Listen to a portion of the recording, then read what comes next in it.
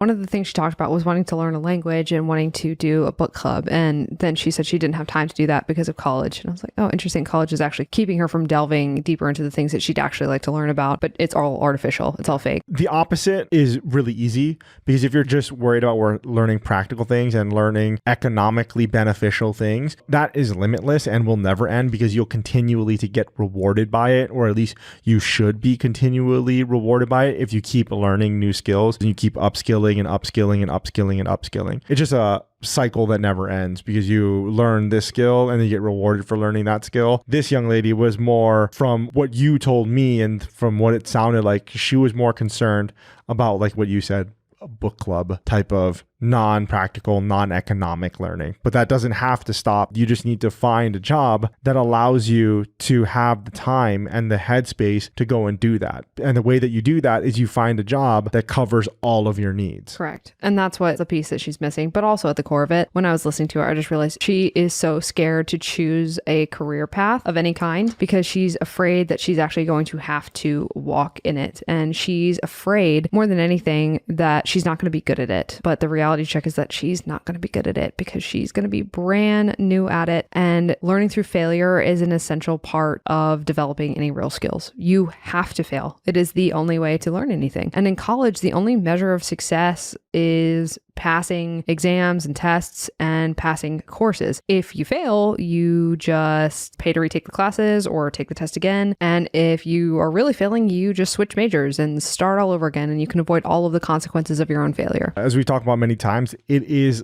a manufactured world. It is not the real world at all. And I totally understand the fear that she feels and the fear that you're getting out of her, because I felt that way too. Because I was just thinking, man, I'm sitting in these classes and I'm not really learning anything. I'm mostly cramming for these tests. None of it's really sticking into my head. And sure, maybe I'm getting better grades now than I was when I was a freshman. You know, this is like when I was a senior and a junior. And maybe I'm getting A's and a B, but I'm not really learning anything. How am I supposed to perform out there in the market? Turns out I didn't. Turns out my fear was correct, but the only way to learn is to go out there and try. Yeah, exactly. And fail. But the longer that you stay in college, you really just get into this endless cycle of being in college, because you can stay there forever. And we've talked about this before. For many, many people, when you take out loans that are not student loans, eventually you're going to hit rock bottom. Eventually there's going to be a time where the chickens come home to roost. All your consequences show up. And they show up in the form of you getting the load of bills in your mailbox, and you're just like, this credit card's maxed out, this credit card's maxed out, this personal line is maxed out, I owe my uncle money, I owe my mom money, this, like, I don't know how I'm going to do it.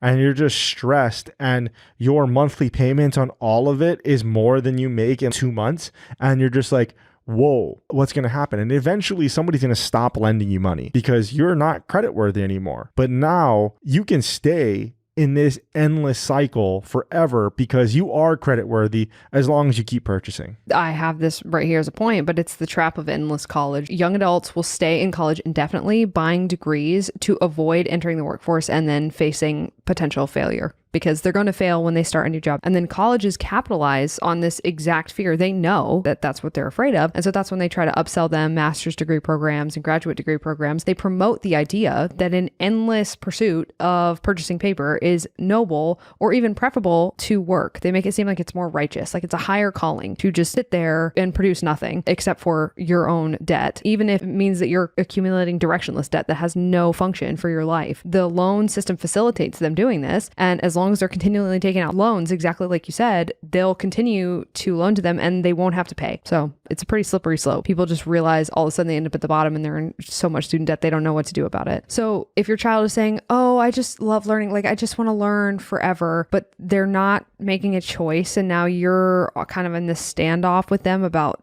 you need to finish this or you need to do something, then what you can do is you can present them with practical learning paths. So find structured learning programs that are more interesting to them, that offer real world skills without that burden of debt. It is not hard to find these things. There are so many specialized schools that teach really amazing things. They are usually faster, cheaper, and higher quality education than a college would be. And this could be for language, this could be for craft work, this could be for trade work, this could be for software development, it could be for anything. I would go back and say that the first thing you should do is you should go through their needs and wants so that you can present these other learning paths out there